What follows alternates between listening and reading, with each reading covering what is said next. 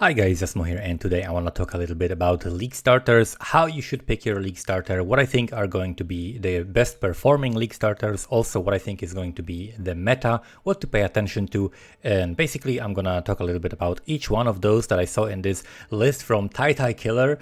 He reposted his 321 tier list for league starters, and it's actually 100% spot on for the 322 as well. It's basically like every single one of those builds is something that you can league start. So we have Cold Dot, which is very much an SSF friendly build that doesn't require anything. You play Elementalist in softcore, hardcore you play Trickster. That's pretty much exactly how it works. Bone Shatter Slayer or Jag. This is another great league starter build that is still gonna be very powerful. RF Inquisitor Elementalist of Juggernaut. I personally think the Elementalist version is by far the best because you very heavily rely on AoE. Like you play RF to just have a very nice comfy playstyle, to be like clearing maps and have huge like burning AoE around you. Elementalist I think is the best one out of the all ascendancies for RF in my personal opinion.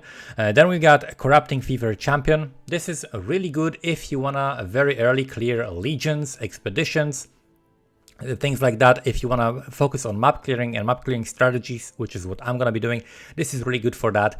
And it's especially good for the new expedition node. So I was being asked on last stream about the expedition node, where you basically get only one detonation and you can just instantly detonate the whole expedition encounter. And I think that node is only something I would pick in basically two builds, which would be Toxic Rain and Corrupting Fever, because those two builds don't care about any other modifiers other than just the pure immunity to their type of damage, right? So if you get immune to physical damage, then Corrupting Fever cannot do it. If you get immune to chaos damage, then Toxic Rain cannot do it. But any other modifier, they don't care. You don't care about hit damage. You don't care if the monsters are blocking. You don't care if they're crit immune. You don't care if they're ailment immune. You don't care if they're like take less damage from crits or like half a damage from like just only one element, like only one type of damage. That's all. That means you're not gonna have your whole encounter bricked by that mod. But if your build relies on, for example, applying curses, so you have like chaos damage and curses and crits and block screws you over, all of that stuff is gonna be very annoying to play with that node. But this is one of those builds that is perfect for farming expedition. It's pretty much the best build for that. Then we have Impending Doom. Very nice build. Impending Doom is one of the skills with the highest base damage in the game. Basically, without counting any other skills that have like specific conditionals, Impending Doom has the highest base damage in the game. So it's very powerful league starter, but it does require the unique in order to be you know, at maximum power, and that might be pretty expensive early on. Caustic Arrow, Toxic Rain, two very different builds by the way. Caustic Arrow is something I would play definitely in the Poison variant. The Poison variant is very interesting. You can do a lot of different tricks with getting as many poison hits on one target at the same time as possible. Very cool build. And then Toxic Rain, I have so many guides on Toxic Rain if you're interested in doing heist, if you want to do just very like generic character that can do all content in the game, doesn't care about any map mods, then you can play either the Toxic Rain Raider for heist and being as fast as possible, or I have also a guide for Toxic Rain Trickster that is basically impervious to all map mods. It can do all content. You can farm like the corrupted Val temples and just run that without any risk. Very cool build for that. Then we have a Poison Pathfinder. So there's so many different variants of Poison Pathfinder. You can play this with many different skills. It's a good starter as well. Even with the Temporal Chains nerf, Poison is still gonna be totally fine because it was doing insane damage, and now you can still get Poison capped and totally just have a really good league start. Absolution SRS, these are the minion builds. I would also refer you to Gazi's video, who made like 10 best minion starters. That should be something that you should look for if you want to play minions specifically. But yeah, Poison SRS, people like this build. It's pretty good if you want to do some bossing, but I really don't like the clear speed on this. I looked at the build, I saw people play the Poison SRS. I really don't like how the clear speed looks on this. So if you need a lot of clear speed, I would not recommend this build. But for bossing, you can do this on very minimal gear. Then Detonate Dead Elementalist. This is what a lot of people are going to be playing. Super powerful build. Any Ignite Elementalist is going to be super powerful this league. This is what I'm going to be playing myself, just not with the Detonate Dead, but also with Wave of Conviction and then with EK. So Elementalist Ignite, super strong, especially in hardcore. Detonate Dead is what people are going to be playing. Armabrand Recall. This is an archetype that people are playing on Hierophant, I think. If you're interested in running Sanctums, I definitely recommend something like Armageddon Brand, and then you can transition into playing the Shockwave Totems. You don't have to, like, you already are going to be playing Hierophant, so you don't have to respec from that. So if you want to run Sanctums, Armabrand into Shockwave Totems, something like that for running the original Sin no-hit runs, this is what I would recommend. And then we got Fire Trap Elementalist or Trickster. This is again Ignite Prolif. You can play this with the, what's it called, Frost Blink, right? Very fun build to play as well. Just very easy clear, and you have just a decent all-round like a starter build if you want to play an Ignite build and just have fun clearing the maps.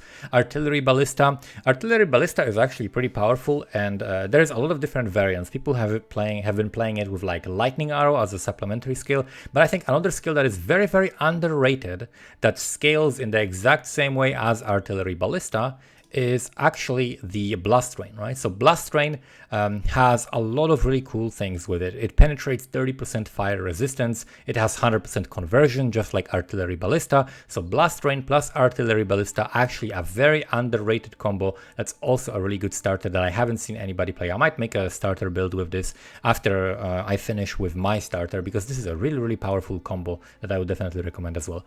Ignite Wave of Conviction, EK, Vortex, EA Ballista. So basically Ignite Elementalist. I'm going to be playing Wave of Conviction. You can check out my previous video if you want to see how I am going to be leveling my starter and what's going to be my initial setup. And after Wave of Conviction, I'm going to turn this into an EK build for massive clear, for clearing legions and expeditions and having fun with that. So that's going to be my starter. And then we've got Rain of Arrows, Lightning Arrow, Deadeye, or a Raider. So basically Rain of Arrows, Raider is how you can level this character in the beginning. Then you transition into Lightning Arrow, Deadeye. It's a decent starter if you know what you're doing. Same with Venom Gyre. Both of those require that you know what you're doing. You need to know how to balance your gear for Trinity, how to deal with conversions if you're going all cold, like physical all cold conversion. And you need to know how to get weapons efficiently, how to upgrade your weapons efficiently. So this is something that I would recommend to more experienced players. Beginners will definitely struggle with this. Then we have Bane with Essence Drain. I really haven't seen ED in a long time, but I know that this is still fine. A few leagues ago, I made a ED build, and back then, I think it would, like, after the rework to some masteries, right, and some notables, and it was still totally fine. And then we've got Explosive Ice and Seismic Trap. So Seismic Trap still gonna be fine. Ice Trap is still gonna be the premier boss killer with all the all unique setup. And Explosive Trap is also a build that can be totally played. You can make it a self-chill version as well to be a little bit faster. And Cyclone Shockwave Slayer for the Cyclone enjoyers. It's not a terrible build. The Shockwave provides a lot of clear and a lot of damage, so that's definitely something that can be played. Also, there's Hexblast here mentioned. Hexblast mines are something that also works pretty well, and because of the auto-targeting from mines, it doesn't actually feel that bad for clear as well. So this list is pretty good, and if you are trying to figure out how to level any of those builds and you cannot find a good build, like you cannot find a good video guide, I would definitely recommend going to poe.ninja, then go to Crucible. You can also check in SSF if you're interested in setups that don't require trading, and then you can go to like day 1, day 2, day 3. You can say, for example, day 3, let's see what people are starting with, right? So you can see all of those same skills that we saw there people are starting with, and let's say you want to see what are people doing if they're playing, for example, with the Bone Shatter, right? So if you want to look at Bone Shatter, you can see we got Juggernauts, we got Slayers. We can sort by DPS, and we can see what are people using in their setup. So you can see what is their weapon like. This guy is using just to gain Adrenaline and Onslaught, right? These gloves, it's a tech that a lot of people are going to be using as well. You can just see everything they're using. You can import their POB, and you can check their setups also on later days, right? So you can see how the person was progressing, how this guy went straight into like super expensive strength stacker, which I think strength stacker actually is going to be definitely a build that people are going to be playing, because we're getting the original sin back, right? So there's a few things that are going to influence the meta. One thing is going to be the original sin being back. So people are going to be running sanctum builds that can clear the no-hit sanctum. And people are also going to be playing strength stackers with the original sin. And another thing that's going to also influence the meta is going to be the fact that you can get the trash to treasure again. So we get the guaranteed way of turning an item into unique of the same base. So that means something like Eternity Shroud is another build that is very much worth looking into. Eternity Shroud potentially might be very powerful this league, so I would definitely keep an eye on that. This guy has fucking Emperor's Mastery Veiled. Okay, he has insane amount of currency spent on this character by week 3. Anyway, so if you are looking for a league starter, definitely pay attention to the strategy you want to run, right? Like, make sure these are my trees. I'm going to talk about these trees in the next video. I'm going to talk about my strategy for the league starter in the next video. But I highly recommend that you pick your league starter to the league start strategy you want to run. So if you want to do something like, let's say you want to do Essence, and let's say you want to do like essence, and then let's say you want to do like something with some bossing, right? So you want to like quickly do essences and then later do bosses, right? Obviously this would be a build that heavily relies on single target damage that you need, so you would play something like, for example, Ice Trap, right? Ice Trap would be really good for that, but something like Toxic Rain or something like RF or something like Corrupting Fever Champ would be terrible for that, right? So you definitely need to fit your build. If you want to play a minion build like SRS, right, but your starting strategy is like my strategy, where you want to do legions and expedition and stuff like that, that relies you clearing quickly a lot of monsters, this is definitely not the play, and you should probably look for a build that has explode or ignite proliferation or something like that, right? Or like a very high coverage like Corrupting Fever or Lightning Arrow, Tornado Shot and stuff like that. So definitely most important things to pay attention. Number 1, do you like the build and will you enjoy playing it, right? Is it fun for you? Number 2, what is your league start strategy? What are you going to be actually doing with this build? And that's what should dictate pretty much what you're playing.